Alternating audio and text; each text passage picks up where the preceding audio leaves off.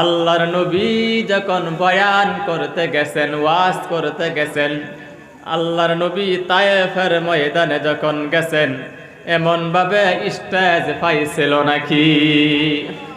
এরকম সুন্দর স্টেজ পাইছেন আল্লাহ নবীর জিন্দিগি? আমি এই জায়গার মধ্যে আইছি, সুপার সিট দেওয়া হলো বসার জন্য। আল্লাহর নবী তায়েফের ময়দানে গেছে ওয়াজ করার জন্য, গিয়া একটাই কথা বলেছে, তোমরা পড়ে নাও লা ইলাহা ইল্লাল্লাহু মুহাম্মাদুর রাসূলুল্লাহ। তায়েফবাসীরা মানে নাই। কলমার আওয়াজ যখন দেওয়া হলো, হাজার হাজার পাথরের আঘাত আল্লাহর নবীর গায়ের মধ্যে দেওয়া হলো। আমারে দেওয়া হলো এই জায়গার মধ্যে দুধের মাখনের চা, নবীরে দেওয়া হলো পাথর। বিশ্বাস হয়? হয় কিনা জোরে গান? আয় ভরের বিত্তান বিত্তান যখন লাগতেছে তারা মনের মধ্যে কি দুঃখ। 20,000 টাকার প্যান্ডেল বানাইছে, আর পরে তো বাইরে খারে হইতে মানুষ, জানি না কি দুঃখ। কে ভাবতেছে দেখি সুরটা দেখি, সুরটা লাগাইতারে তাহলে শুনবো, না হলে সালাম আলাইকুম বাড়ির যাবো। হাসানা আসলে শুন না, এটা বাঙ্গা দুঙ্গা একটা গলা। আমার বন্ধুগান, আল্লাহর নবী তায়েফের ময়দানে গেছে, গিয়া বললেন, তোমরা যদি কলমা পড়তে পারো তাহলে আল্লাহ তোমাদের পিছনের সব গুনাহ আল্লাহ মাফ করে দিবে। কিন্তু তায়েফবাসীগণ মানল না, পাথর মারে আর আঘাত করে। সারাটা শরীর থেকে, আল্লাহর নবীর শরীর থেকে রক্ত প্রবাহিত হলো, মাথার দিকে রক্ত বায়া বায়া পড়ে, শরীর থেকে রক্ত বের হয়ে গেছে। আমরা তো বাড়ির থেকে আইলাম, সুন্দর বিছানা পাইলাম। আল্লাহর নবীর জামানায় তিরপালের বিছানা ছিল না, গরম বালু আর বালু, মরুভূমি। সেই মরুভূমির মধ্যে ওয়াজ করতে যাইত।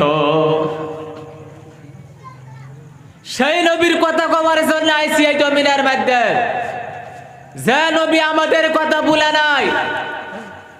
পাহাড়ের খুরুঙ্গের ভিতরে উম্মাতি উম্মাতি বলে বলে কাঁদছে, সেই নবীর বয়ান হবে। এই জায়গার মানুষ আজকেও মানুষ বাড়ির মধ্যে থাকতে পারে নাকি? জোরাকন পারে নাকি? বাড়ির ডাকতে ডাকতে কলে আসো ভাই, সবার মধ্যে যাই, কলে তুমি যাও আমি যাবো না। কলে কে? কলে আমার শরীরটা বেশি বালা না। এটা বেটা নে বাসা না বেটটা নে? বাসা টাকা বেটটা নে কইতো আমার শরীর বালা না। হ্যাঁ বেটা হয়ে কথা শরীর বালা না, সবা তাইতারে না। তার মানে একটা মুতা, একটা সেনানি, একটা ফেসাব করা। হ্যাঁ মুতছে না, হাতে সেনাইছে, লেগে তার শরীর বালা না। আচ্ছা না, ডিলা লয় না, পানি লয় না, শৈল বালা না। 60 বছর বয়স হয়ে গেছে, মুত্তা পানি লয় না, ডিলা লয় না। ওহন আছে কিনা জুড়ে কয়? নাতিনে ডাহা কলে সবার যাইতা না, গুণ আমার মতো কয় বরে যাইবা গা? কলে ভাই নাতিন রে, বহুত মৌলবীর ওয়াজ শুনছি, দুনিয়াত খাইলেও কম খাইছি না, দুনিয়াত কম ফিনছি না, বহুত সবার মধ্যে গেছি, তুমি যাও, আমি তোমার ফাঁসদা আছি। কয় কিনা দূরে কন? হ্যাঁ ভুলে ফাঁসদা আছে। আমার বন্ধুগান, আল্লাহর নবী তায়েফের ময়দানে গেছে, গিয়া বললেন, ও তায়েফবাসীগণ, আমারে তোমরা আর পাথর মেরো না, আমি তোমাদের দুশ্মন না, আমি তোমারে হত্যা করতে আসি নাই, আমি চুরি করতে আসি নাই, আমি ডাকাতি করতে আসি নাই, আমি আইছি একমাত্র তোমাদেরকে হেদায়েতের রাস্তা দেখাইয়া দিব। সুবহানাল্লাহ, সুবহানাল্লাহ। তোমাদেরকে হেদায়েতের রাস্তা দেখাইয়া দিব। তোমরা যদি কলমা পড়তে পারো, আল্লাহ তোমাদের পিছনের সব গুনাহ মাফ করে দিবে। কিন্তু মানল না। রক্ত যখন বাইরে হতেছেন, সঙ্গে আছেন যায়েদ রাদিয়াল্লাহু তাআলা আনহু বললেন, ইয়া রাসূলুল্লাহ, জুরাকান সাল্লাল্লাহু আলাইহি সাল্লাম, হুজুর আপনার শরীর মুবারক থেকে এমন রক্ত বাইরে হতেছে, এই রক্ত যদি জমিনের মধ্যে পড়ে যায় জানি না কি উপায় হয়। আল্লাহর নবী বললেন, যায়েদের এই যে গামছাটা নাও, এই গামছার দ্বারায় আমার শরীরে রক্তটা মুছে দাও, যাতে করে এক ফোঁটা রক্ত জমিনের মধ্যে পড়তে না পারে।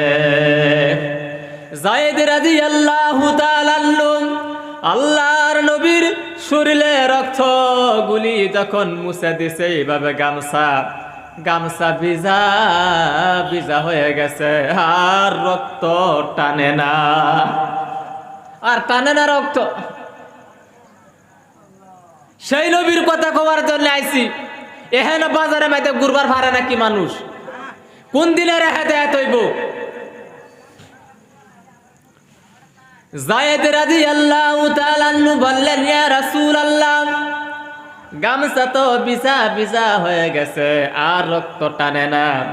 আল্লাহর নবীর হাতের আঙ্গুলের দ্বারাই শরীরের মধ্যে ঘষে, আবার রক্ত শুকায়া যায়, তেজ শুকায়া যায়, বাতাস মারে শুকায়া যায়। এইভাবে আমার নবী খালি একটাই আওয়াজ দিছে, লা ইলাহা ইল্লাল্লাহু মুহাম্মাদুর রাসূলুল্লাহ, জুরাকান সাল্লাল্লাহু আলাইহি সাল্লাম। আল্লাহর নবীর পাই মুবারকের মধ্যে চামড়ার মোজা ছিল, এক ফোঁটা রক্ত যখন জমিনের মধ্যে যখন পড়ে যাবেন, আল্লাহ বলে দিলেন, ও জিব্রাইল, তুমি জলদি করে যাও গিয়ে আমার রাসূলের, আমার দুস্থ নবীর পায়ের যদি এক ফোঁটা রক্ত তায়েফের জমিনে পড়ে যায়, এই জমিনটা ধ্বংসর মধ্যে পরিণত হয়ে যাবে। এই কথা শোনার সাথে সাথে জিবরাইল আলাইহিস সালাম ভাবছে, আমি হলাম সিদরাতুল মুনতাহা, ওখান থেকে তায়েফের ময়দান ৩,৫০০ বছরের রাস্তা, ৭ আসমান পাড়ি দিয়ে কেমনে গিয়ে এই মুহূর্তের মধ্যে আমি রক্ত ফিরাবো। আল্লাহর নাম লইয়া একটা জাপ মেরে দিয়েছে তায়েফের ময়দানে, আর আল্লাহর নবীর পায়ে মুবারকের নিচে পাকা বিছায়া দিছে। সেই দিন রক্ত বন্ধ হলো। রক্ত যদি জমিনের মধ্যে পড়ে যাইতো, এই জমিনের মধ্যে আমরা থাকতে পারতাম নাকি? থাকতে পারতাম আমরা? কত কষ্ট করছে দিন ইসলাম জারি করবার গে আমার নবী, আর আমরা ইসলামরে মিটাইয়া দিতেছি। সত্যি কিনা জোরে কর, সত্যি কিনা? কেউ উঠবেন না।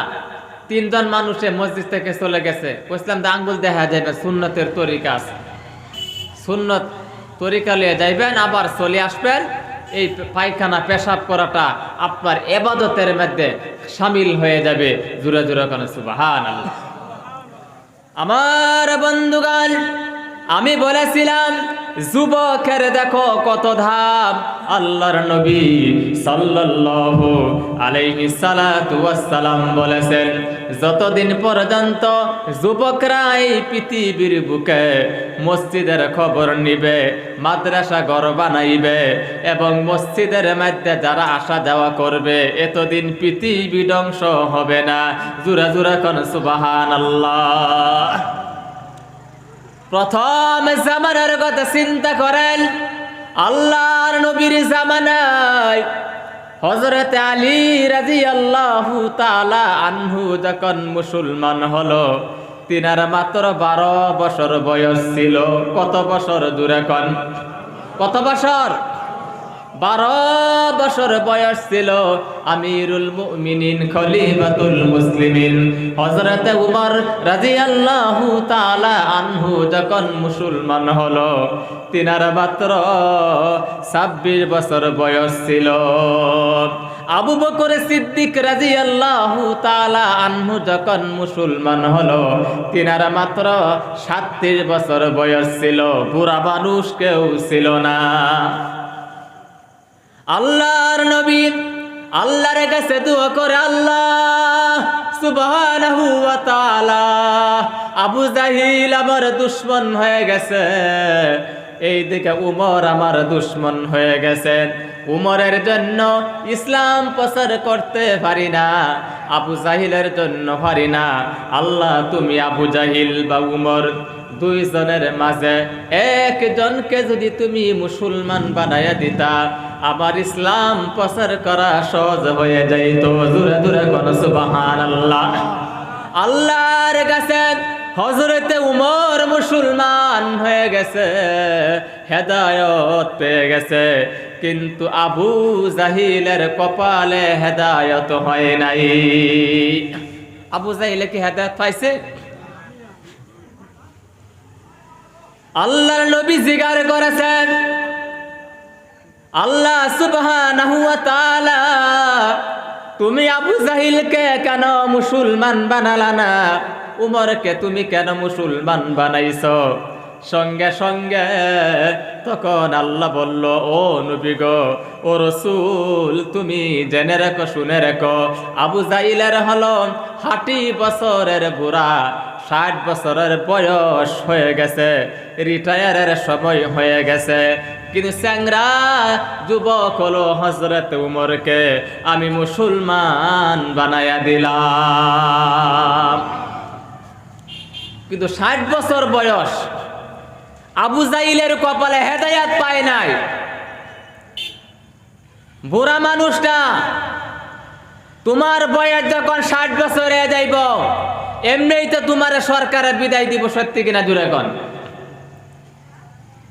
হাই স্কুলের মাস্টারে চাকরি করে, 60 বছর হয়ে গেলে তারা জায়গা দিব স্কুল, 60 বছর পরে তারা রিটায়ার করে দিব, পুলিশের থেকে রিটায়ার করে দিব, অফিস আদালত থেকে তারা রিটায়ার করে দিব, কোর্ট কাছারির থেকে রিটায়ার করে দিব।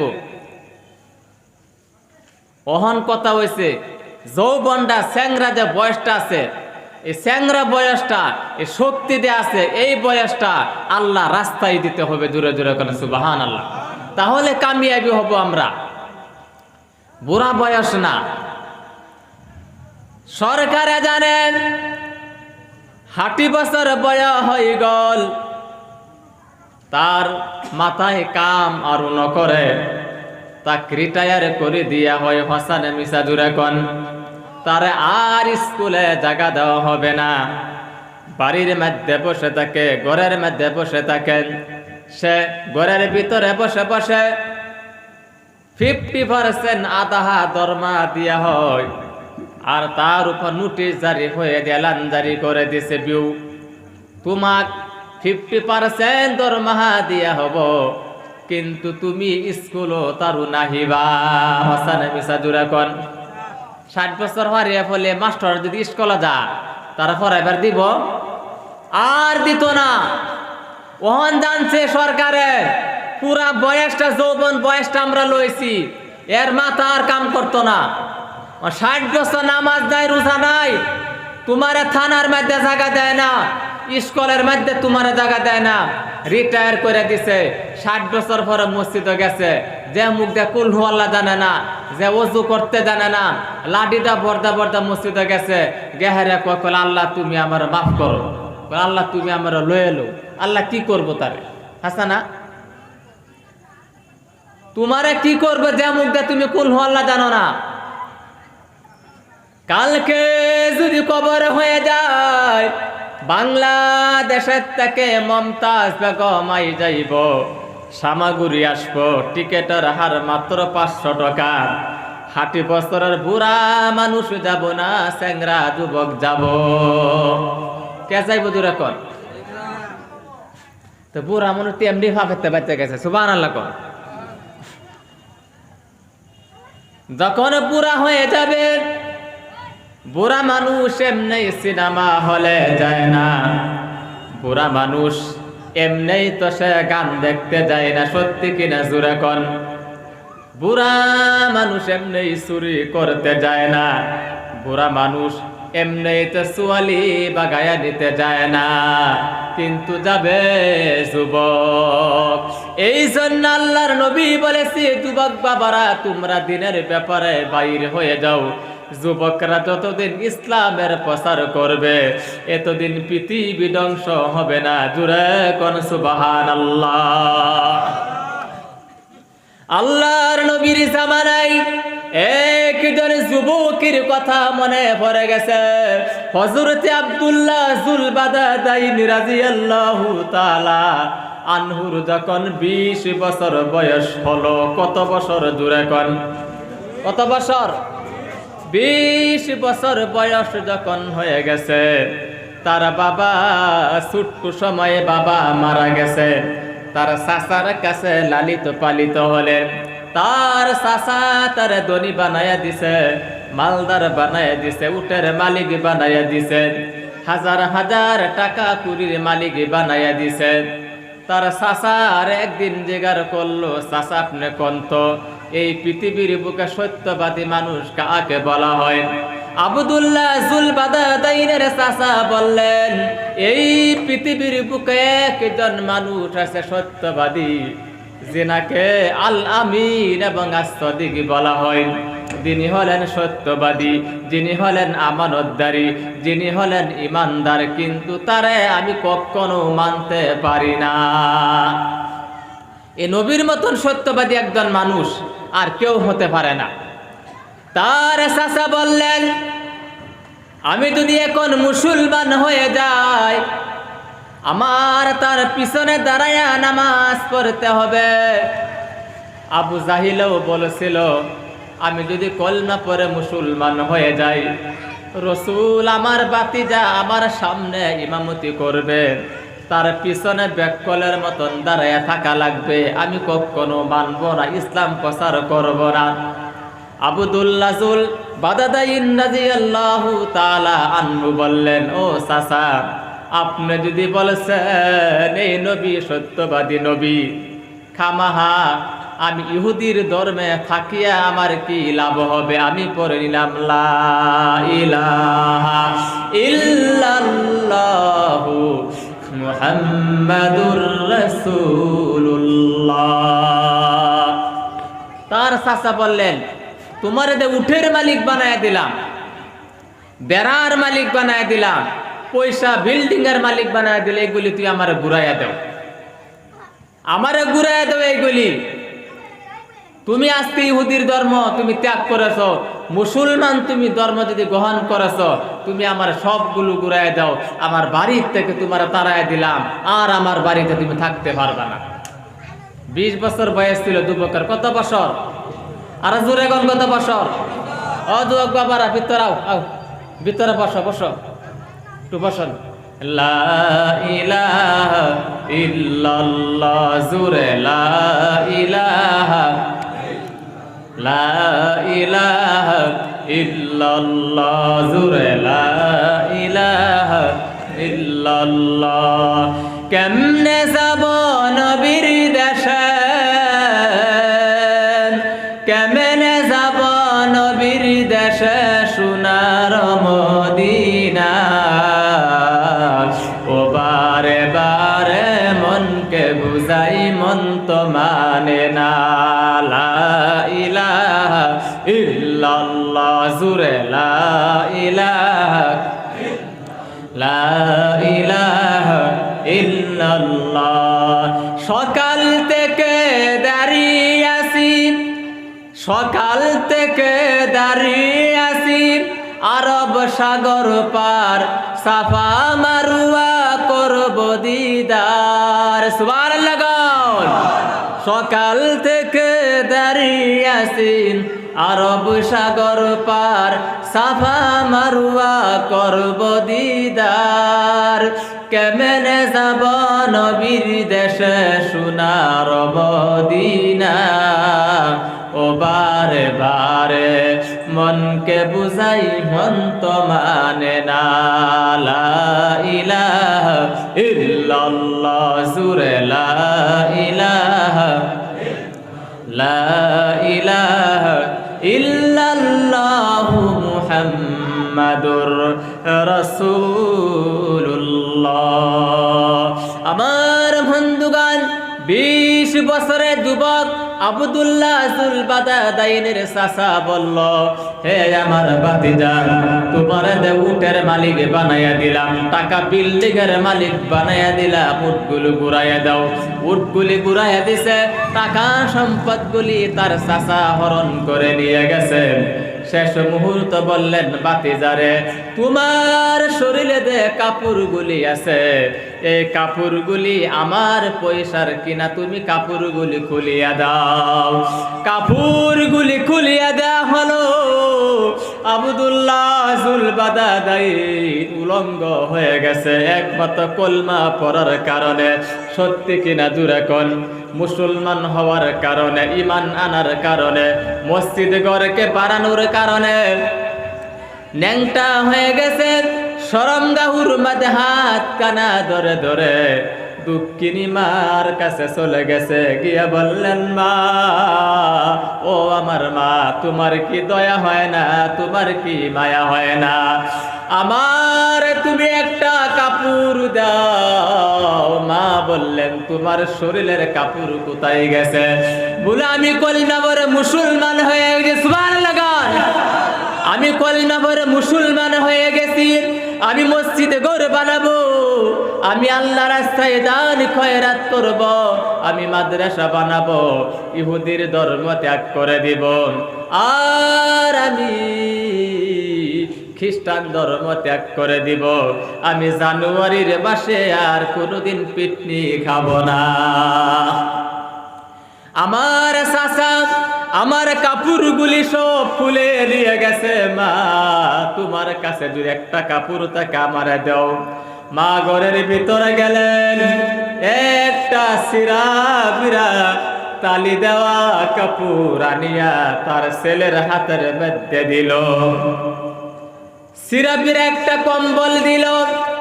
শরমঘাট গুরুবতে ডাকা হলো। 20 বছরের যুবক, ও যুবক বাবারা, তোমরা দেখো রে, বসে থাকো, বাজারে ঘুরিয়া ঘুরিয়া বেড়াও। এলাকা ডেলারিতে সরাই দে, সিনেমা ধরে দিচ্ছে। ওয়ালাইকুম সালাম। হ্যাঁ, বয়ে তাহলে বোন বোন বোন, হ্যাঁ বোন, কথা শুনুন। কথা হলো বাবারা, আব্দুল্লাহ জুলবাদাদাইনে মা সিরায় একটা কম্বল দিছে, শরমগাহ হাতু ডাকলেন। আমার বন্ধুগণ, সিরা বিরায় একটি কম্বল ডাকিয়া তিনি মদিনার দিকে রওনা হয়ে গেছে। মক্কা থেকে পাইদল হেঁটে হেঁটে গাছের পাতা খায়া খায়া রওনা হয়ে গেছে। আর হাত কানা উপরের দিকে উঠে বলল, আল্লাহ আল্লাহ, আমি দে কলমা পড়ে মুসলমান হয়ে গেছি, এই নবীর চেহারা যতদিন পর্যন্ত দেখব না, এতদিন তুমি আমারে কবরের মধ্যে নিবা না। মদিনা চলে গেছেন। মসজিদান নববীর বারান্দার মধ্যে গিয়া দেখতে পেল আসহাবে সুফফার সাহাবীগণ বসে বসে দিনী আলোচনা করেছে। মজলিসে বসা রয়েছে, আল্লাহর নবী নাই। 20 বছরের যুবককে জিজ্ঞাসা করলো, নবী কোথায়? বলে, হুজরা মুবারকে বসে আছে আল্লাহর মশগুলে। বের হয়ে যখন আসলেন, রসুল বললেন, যুবকেরে, তোমার শরীরের মধ্যে সিরা বিরা কম্বল কেন? এই যুবকটা কান্না শুরু করে দিছে আর বলেছে, ইয়া রাসূলুল্লাহ সাল্লাল্লাহু আলাইহি সাল্লাম, আমি যখন কলমা পড়ে মুসলমান হয়ে গেছি, আপনার চেহারা দেখার জন্য আমি 6 মাসের রাস্তা পায়দল হেঁটে হেঁটে মদিনার জমিনে আসলাম। আমার চাচা আমার বাড়ির থেকে তাড়াইয়া দিছে একমাত্র কোরআনকে বিশ্বাস করার কারণে, মসজিদ ঘরকে বিশ্বাস করার কারণে, আমি কবরেরকে ভয় করার কারণে কবরের মধ্যে কি জবাব দিব সেই চিন্তা করে করে রসুল গো আমি আপনার দ্বারে আসছি। নবী বললে তোমার নাম কি? বলে আব্দুল উজ্জা। বলে না না, তুমি যখন মুসলমান হয়ে গেছো তোমার নাম আমি রেখে দিলাম আব্দুল্লাহ। জোরে কোন সুবহানাল্লাহ। এই ঘটনা কোন সময় হলো? আল্লাহর নবী এই তায়েফের ময়দানে যাবে, আল্লাহর নবী তবুকের ময়দানে যাবে। এই ঘটনা যখন সংগঠিত হলো তবুকের ময়দানে যাবেন, আল্লাহর নবী বললেন আবু বকর যদি কিছু সহায় করতে পারো কি চান্দা দাও। আবু বকরও চান্দা দিল, আমিরুল মুমিনিন উমরও চান্দা দিল, হযরতে আলীও চান্দা দিল। চান্দা দেওয়ার সাথে সাথে এই যুবকটা জার জার করে কাঁদছে। নবী বললেন তুমি কেন কান্দ? বলে হুজুর গো তবুকের ময়দানে যাবেন, কিতাবের মধ্যে বউ একতলাফ আছে, আমি একটি কিতাবের মধ্যে তবুকের ময়দান লিখেছে এই জন্য বললাম। তখন যুবকটা বললেন হুজুর আবু বকরও চান্দা দিল, উসমান গনিও চান্দা দিল, উমরও চান্দা দিল। হুজুর আবার শরীরটার দিকে তাকায়া দেখেন সিরা মিরে থালি দেওয়া একটা কাপড় দেখা যায়। আমিও হাজার হাজার উটের মালিক ছিলাম গো হুজুর, আমার হাতে একটা টাকাও নাই। হুজুর আপনি দোয়া করেন আমার জীবনটা যাতে এই তবুকের ময়দানে শহীদ হয়ে যায়। নারে তাকবীর, নারে তাকবীর। আল্লাহ নবী বললেন না না তোমার শহীদ হওয়া লাগবে না। সুবহানাল্লাহ। তোমার শহীদ হওয়া লাগবে না, আমি রাসূল পাক জবানে ঘোষণা করে দিলাম তুমি যদি বেমার হয়ে জ্বর হয়েও মারা যাও, আমি রাসূল ঘোষণা করে দিলাম 20 বছরের যুবক কাল কিয়ামতের দিন তুমি শহীদি দরওয়াজা পেয়ে যাবে। সেই যুবকের সঙ্গে আজকের যুবকের হাসর হইব। আব্দুল্লাহ জুলবাদাইনের সঙ্গে হয়ে তোমরা জান্নাতে যাইবা। যারা নাকি সবার মধ্যে আজকে আসো 12টার সময় বাড়ি যাইবা আর আল্লাহ রাস্তার মধ্যে সময় দিবা, একটা মসজিদ ঘর বানাইয়া দেন। আমরা রাজি আছি কিনা জুড়ে কোন? আসি না নাই? কার কার হাত ধরাইয়া দেন? কার কার? নারে তাকবীর, নারে তাকবীর। আল্লাহ কবুল করক সবাই কোন আমিন। কালকে তোমরা দাঁড়াইয়া যাও, এই জায়গা নাম কি? গড়ে মাটি খোয়া নাকি গেরুয়াটি? গেরুয়াটি তিনিয়ালি। কালকে 30 জন যুবক দাঁড়ায়া যাও, একটা কমিটি বানায়া ফেলো, একজন সভাপতি বানাও, একজন সম্পাদক বানাও, 18 জন সদস্য মন্ডলী বানাও। আর সভাপতি তুমি দাঁড়ায়া হুমকে মেরে দাও, বলে সাবধান সাবধান করে দিছি আমাদের এই গেরুয়াটি জমিনের মধ্যে একটা কমিটি বানাইছি 20 জন যুবককে মিলিয়া, কেউ চুরি করতে পারবা না, কেউ ডাকাতি করতে পারবে না, কেউ সুদের ব্যবসা করতে পারবে না, মা বাবারে গালি গালাজ দিতে পারবে না, মা বাবারে পয়সা দেওয়া লাগবো, খানি দেওয়া লাগবো, মুরব্বিকে তোমরা অপমান করতে পারবে না, কেউ তোমরা নারায় চাইতে পারবা না, মেলার মধ্যে কেউ যাইতে পারবা না, তাস কেউ খেলতে পারবা না, IPL কেউ খেলতে পারবা না, জুয়া কেউ খেলতে পারবা না, তোমরা কিন্তু জানুয়ারি মাসে পিকনিক কেউ খাইতে পারবা না। যুবকে যদি হুমকি মেরে দেয়, সাবধান করে দেয়, আমার মতন 100 বুলবুলি ওয়াজ করলে যে ফায়দা না হব, যুবকের হুমকি মারা ফায়দা হব না? নাই ফায়দা হতো না?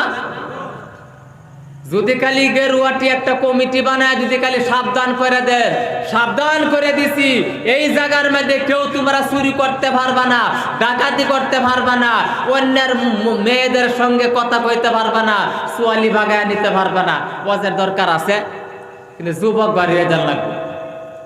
ওখান যাই খালি বুড়া মানুষ, যুবক যায় না। যুবক বাবারা তোমাদের দাম আছে। ফজরে নামাজ তোরা গাছ করবার যায়, মুলাকাত করবার যায় না আপনারা দেশ? আপনারা 35 ঘর মানুষ এই মহল্লার মধ্যে নাকি? 35 ঘরের মধ্যে যদি 15 জন যুবক যদি বার হয়ে যায় আলালের বাদ ফজরের সময়, বুঝলে প্রত্যেক দিন তোর কামলা টামলা নাকি প্রত্যেক দিন মানুষ হইব তোর বাদ কাল্লা মসজিদে যাইবে না না ফজরের সময় পরের দিন দেখবেন যে ওজু সারা আইব মসজিদ হাসা না? ডরে আইব না নাই? পুরা মানুষ যা লেঙ্গা লেঙ্গা লেঙ্গা পর্দা পর্দা যা গেহারে কয় কি বলে বেটা মসজিদে যাও, মসজিদে যাই কাছে যান ইনশাল্লাহ ইনশাল্লাহ, খালি ইনশাল্লাহ, কিন্তু মসজিদও আর আনতারে না। কিন্তু যুবক বাড়িয়ে যান লাগবো, তুমি বাড়িয়ে যাও। 30 জন যুবক আছে এই মহল্লার মধ্যে, 20 জন যুবক যদি ফজরের সময় মসজিদে যায় বাহি 10টা ঘুমাইবার ভাইব বাড়ি থাকবার ভাইব, যুবক বাড়িয়ে যান লাগবে। আমার বন্ধুগণ, এই জন্য আল্লাহ বলেছেন وَمَن يُطِعِ اللَّهَ وَالرَّسُولَ فَأُولَٰئِكَ مَعَ الَّذِينَ أَنْعَمَ اللَّهُ عَلَيْهِم مِّنَ النَّبِيِّينَ سُبْحَانَ اللَّهِ وَمَن يُطِعِ اللَّهَ, তুমি আল্লাহর পথে জিন্দেগি বানাও। কার পথে? জুড়ে কোন কার পথে? তুমি আল্লাহর পথে জিন্দেগি বানাও। ওমাইতির রাসূলা, আর রাসূলের ইত্তেবা করো। নামাজ পড়া হলো আল্লাহর ইত্তেবা করা, রোজা রাখা হলো আল্লাহর ইত্তেবা করা, আর সুন্নতের আমল করা। রাসূলের ইত্তেবা করা হলো কি? নামাজ পড়া হলো আল্লাহর অনুগত্য করা। কিন্তু মসজিদ ঘর তুমি বানায়া দিলা, এই নামাজ জামাতে কায়েম করা হলো। ওয়ামাইতির রাসূল, রাসূলের ইত্তেবা করো তুমি। 1 নাম্বার হলো আল্লাহর ইত্তেবা করা, নামাজ পড়া আল্লাহর ইত্তেবা করা। এই নামাজকে প্রতিষ্ঠিত নামাজ, জামাতে নামাজ পড়া হলো রাসূলের ইত্তেবা করা। এই দুইটা বস্তু যার ভিতরে পাওয়া যাবে, আল্লাহ বলেছে মিনান নাবিয়িনা ওয়াস সিদ্দিকিন, নবীগণের সঙ্গে তোমাদেরকে মিলাইয়া দেওয়া হবে। ওয়াস সিদ্দিকিনা, আর সত্যবাদী আবু বকর সিদ্দিক রাদিয়াল্লাহু তাআলা আনহু ব্যক্তিগণের সঙ্গে তোমাদেরকে হাসর করা হবে। দূরে দূরে কোন সুবহানাল্লাহ। ও নামাজ পড়া কার অনুগত্য? দূরে কোন? এই বাবা বসা, কেউ যায় না উঠতে, কেউ উঠতে যায় না। নামাজ পড়া কার অনুগত্য? আল্লাহর। আর এই নামাজকে তুমি জামাতে প্রতিষ্ঠা করে নাও। আল্লাহর নবীর মেরাজ থেকে যখন নামাজ আনলেন, সর্বপ্রথম আল্লাহর নবীর জিন্দেগিতে একটা মসজিদে কুবা বানাইছে। কি বানাইছে? জুড়ে কোন? মসজিদে কুবা বানাইছে। আল্লাহর নবী মদিনা চলে গেছেন, মেহমান হয়ে গেছেন।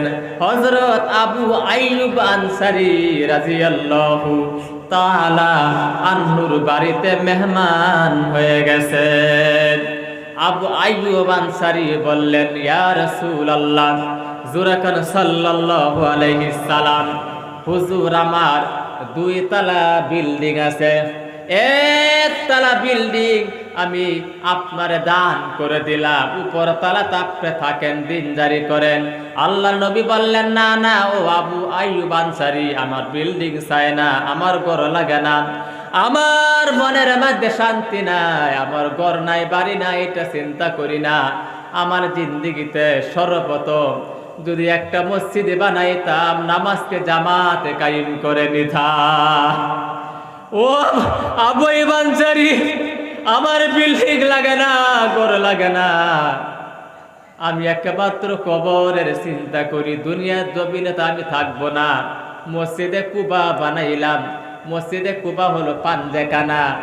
আল্লাহর নবী জোহরে নামাজ পড়ে চুপি চুপি নামাজ পড়ে, আসরে নামাজ পড়ে চুপি চুপি। কেন না চুপি চুপি কেন নামাজ পড়েন? এই যে গজলের মধ্যে গায়, মক্কা কাফিরি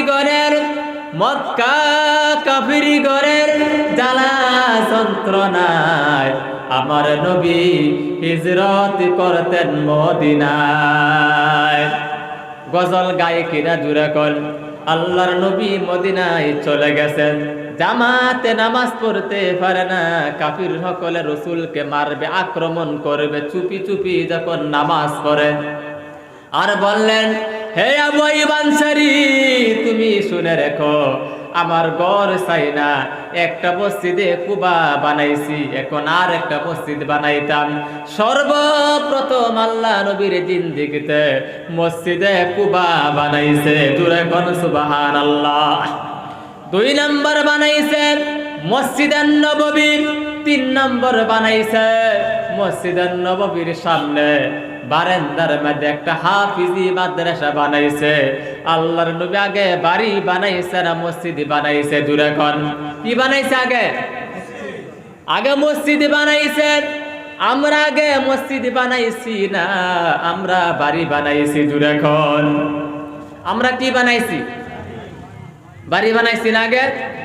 এই জন্য আল্লাহ বলেছেন, وَمَن يُطِعِ اللَّهَ وَالرَّسُولَ فَأُولَٰئِكَ مَعَ الَّذِينَ أَنْعَمَ اللَّهُ وَمَن يُطِعِ اللَّهَ, তুমি আল্লাহর অনুগত্য করো, وَمَن يُطِعِ الرَّسُولَ, আর রাসূলের ইত্তেবা তুমি করে নাও। নামাজ পড়া হল আল্লাহর অনুগত্য করা। এই নামাজকে তুমি জামাতে কায়েম করার জন্য একটা ঘর বানায়া দিলা, বারান্দা বানায়া দিলা, হেফাজতের জন্য একটা ওয়াল বানায়া দিলা, বিল্ডিং ছাদ বানায়া দিলা বৃষ্টি বন্ধ করার জন্য। এইটা হলো ওয়ামাইয়ির রাসূল, এটা হলো ওয়ামাইয়ির রাসূল। নামাজ পড়া হলো ওয়ামাইয়িল্লাহ, আল্লাহর অনুগত্য করা। রোজা রাখা হলো আল্লাহর অনুগত্য করা। হজ করা হলো আল্লাহর অনুগত্য করা। মসজিদ ওরকে বানায়া দেওয়া, এইটা হলো ওয়ামাইয়ির রাসূলা, রাসূলের ইত্তেবা করা। দূরে দূরে করে সুবহানাল্লাহ। এই 2টা বস্তু যার ভিতরে পাওয়া যাবে, আল্লাহ বলেছে ওয়াশুহাদা,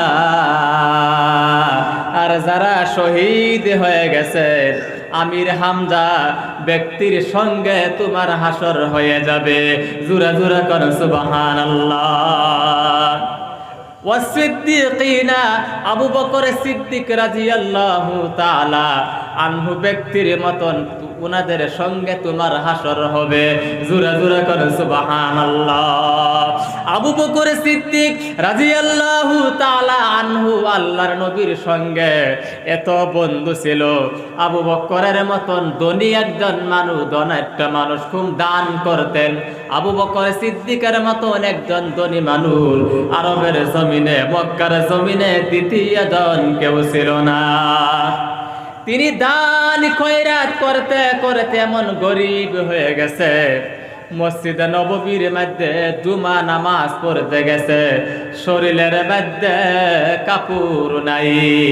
শুনছেন না এই বয়ান? আবু বকর খুব ধনী সাহাবী আসলো, ধনাঢ্য, খুব দান দক্ষিণা করতো আবু বকর। আল্লাহর নবী বলেছেন, দান করলে মানুষ ধনী হয়। আবু বকর কেন গরিব হয়ে গেছে? কারণ আছে না নাই? জোরে কোন, আছে না নাই? আবু বকর আল্লাহর কাছে দোয়া করেছে, আল্লাহ, আমি যেই দিন জন্ম হলাম মাতৃ গর্ভের থেকে আমি খালি হাতে এসেছি, আমি যেই দিন কবরে যাইব ওই দিন খালি হাতে যাওয়া লাগবো। আমার যাতে মৃত্যুর সময় একটা টাকাও দুনিয়ার জমিনে থাকতে না পারে, আমি খালি হাতে কবরে যাইতাম। আল্লাহর কাছে কবুল হয়ে গেছে। আল্লাহর নবী মসজিদের নববী গেছি জুমা নামাজ পড়বে, আবু বকর নাই। রাসূল বললেন, ও সাহাবারা, আবু বকর কোথায়? খবর নাও। আবু বকর সিদ্দিকের খবর নেওয়া হলো। গিয়ে দেখতে পেল আবু বকর বাড়িতে বসা আছেন। সাহাবারা বললেন, হুজুর, আপনি জলদি করে যান, আপনার বন্ধু আবু বকর, আপনার বন্ধু আল্লাহর নবী মসজিদের নববীর মধ্যে বসে আছে, জুমা নামাজ পড়বে, আপনি জলদি যান। তখন বলছে যান, আমি আসতেছি।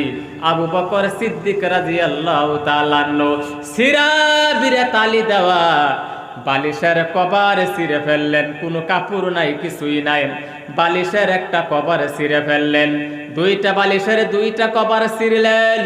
আর যখন দুইয়া খেজুর পাতার কাটার দ্বারা যখন শিলি করে দিলেন, ধুইয়া দিলেন, শুকাইতে শুকাইতে দেরি হয়ে গেছে। সরঙ্গাটু কোনো মতে ডাকলেন, সিরাবিরে তালি দেওয়া এই কাপড়ের পরিধান করিয়া মসজিদের নববীর মধ্যে হাজির হয়ে গেছেন। আল্লাহ নবী বললেন, হে আবু বকর, আমি দুনিয়ার জমিনে থাকতে তোমরা মসজিদের খবর নিতেছ না, আমি মরে গেলে জানি তোমরা মসজিদের আশেপাশে আর আসবে না। আবু বকর বললেন, ইয়া রাসূলুল্লাহ সাল্লাল্লাহু আলাইহি সাল্লাম, হুজুর আপনি আমার পর্ণের দিকে তাকায়া দেখেন, আমার শরীরের মধ্যে কোনো কাপড় নাই, বর্ষ ছিল না, আমার বিবির বালিশের কভারে ছিঁড়ে ফেললাম, আমার বালিশের কভারে ছিঁড়ে ফেললাম, এই কোনো মতে শরীর কানা ডাকলাম, এই কাপড় ধুইয়া দিলাম, শুকাইতে দেরি হইতেছে, আবার আইয়া মসজিদের নববীর মধ্যে হাজির হয়ে গেলাম। জোরে করো সুবহানাল্লাহ। আবু বকর প্রথম একজন সাহাবী, আল্লাহ নবীর পরে দিয়ে প্রথম খলিফা আবু বকর। আর আবু বকর একজন ব্যক্তিরে এমন একজন আপনার খলিফার আল্লাহ নবী কইতাছে, আমি দুনিয়া থাকতে তোমরা আলসামি করতেছ, আমি মরে গেলে বোধ তোমরা মসজিদে খবর নিতা না। তেও রাগ করছেন আবু বকরের।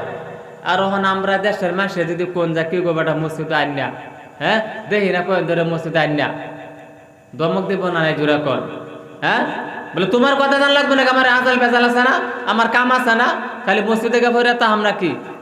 আর আবু বকর দেখুন কত বড় সাহাবী, যে আবু বকর সিদ্দিকের আগে কাল কিয়ামতের দিন জান্নাতের দরওয়াজা কেউ খুলতে পারবে না, জোরে জোরে করে সুবহানাল্লাহ। সে আবু বকরের সঙ্গে ও সিদ্দিকিনা আমাদের হাসর হবে যদি একটাই কাজ করতে পারো, ওমাইয়িতির রাসূলা, কিন্তু রাসূলের ইত্তেবা করা লাগবে। জোরে জোরে করে সুবহানাল্লাহ। আমার বন্ধুগণ, আমি আর লম্বা বয়ান করতে চাই না, 10:40 হয়ে গেছে। ও বাবা দান গাটিয়া, কেউ জান্নাতের ছবি আন মুরবি আন ভিতরে আন, কেউ বাড়িয়ে জান্নাতের। এই 40 হয়ে গেছে, 11টার সময় শেষ করে দিব, আর মাত্র 20 মিনিট সময় থাকবেন নাকি জোরে কন, থাকবেন নাকি? অসুবিধা হলো নাকি? আমি মরিগাঁও থেকে আসলাম, এখান থেকে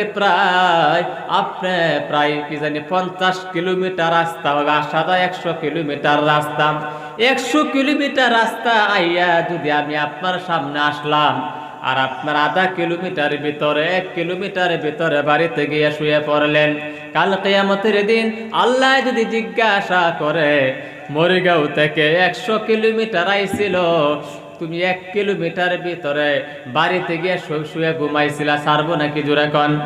ছাড়বো? বলি 100 কিলোমিটার আইবার পাইছে, আর তুমি আধা কিলোমিটার ভিতরে বাড়িতে হুতে ঘুমাইছিলা, আই জন্মের ব্যস্ত লিয়ে যাও, কইব কিনা জোরে কন? কইব না নাই? তা যাই হোক আমার বন্ধুগণ, আমার ভাইরা, আমার 1 নম্বরে কথা হলো, আমি বলেছিলাম আল্লাহর নবীর জিন্দেগির মধ্যে সর্বপ্রথম মসজিদে কুবা বানাইছে। জোরে জোরে কোন সুবহানাল্লাহ। সর্বপ্রথম যে ইটাটা ছিল, এই ইটাটা ছিল মসজিদের কুবার, ইটার পয়সা ছিল হযরত আবু বকর সিদ্দিকের। জোরে কোন সুবহানাল্লাহ। সেই আবু বকর সিদ্দিকের সঙ্গে তোমার হাসর হবে। আমি আইয়া দেখতে পেলাম এ মসজিদটা বিল্ডিং হলো না, তারার মনের মধ্যে বহুত আশা, মন ভরা আশা। বলল হুজুর গো, 2 দিন 3 দিনের মধ্যে একটা সভা দিলাম, যাতে করে মসজিদটা হয়ে যায়। কাহারু বাবা মারা গেছে, কাহারু মা মারা গেছে, আমার বাবা আমার মা মারা গেছে, কবরে গেছেন। 10 বিঘা মাটি রাইখা গেছে, কারো 5 বিঘা মাটি আছে। 5 বিঘা মাটি যদি বিক্রি করে 50 লক্ষ টাকা হয়ে যাবে। সত্যি কিনা জোরে কর। 1 বিঘা মাটি যার আছে, 1 বিঘা মাটির দাম কমসে কম এই রাস্তার কিনারে 20 লাখ টাকা হবো, বেশি হবো। 20 লাখ টাকা দামের সম্পদ যদি বাবা রাইখা কবরও চলে গেছে, তাহলে আমরা ইনশাআল্লাহ পারবো কিনা? মা কি পৌতলে জান্নাত হ্যায় और बाप जन्नत का दरवाजा है। মার পায়ের তলে হলো বেহেশত, আর বাবা হলো বেহেশতের দরওয়াজা। মা যদি খুশি থাকে, আল্লাহ নবী বলেছে, সাহাবারা বলেছে, ইয়া রাসূলুল্লাহ খেদমত করো, কার বলে মার, আবার বলে কার বলে মার, আবার বলে কার বলে মার, এখন কার বলে বাবার। তাহলে বাবার থেকে মা 3 গুণ বেশি কিনা জুড়ে কন। সেই মা কবরে চলে গেছে, কে আছেন দাঁড়ায়া যান। এই মসজিদ বানানোর জন্য মানুষ কম, আমি লম্বা করব না, 12টা খুঁটির দরকার হতেছে, 12টা খুঁটির প্রয়োজন। একটা খুঁটি 10,000 টাকা লাগে, আপনি কিস্তি বানায়া দিবেন। এই মাসের মধ্যে 5,000 দিবেন, বাদের মাসে 5,000 টাকা দিবেন। একজন বাবা দাঁড়ায় যান, বলে হুজুর গো, এই মসজিদটা বানানোর জন্য আমার মার নামে, আমার বাবার নামে আমি একটা খুঁটাই দেব সর্বপ্রথম, ইনশাআল্লাহ দাঁড়ায়া যান। মা কি পৌতলে जन्नत है अल जन्नतु तहता अक़दामिल उम्माहात। কে আছেন গো? আমি একটা খুঁটা দেব ইনশাআল্লাহ। মাত্র 10,000 টাকা চাইছি।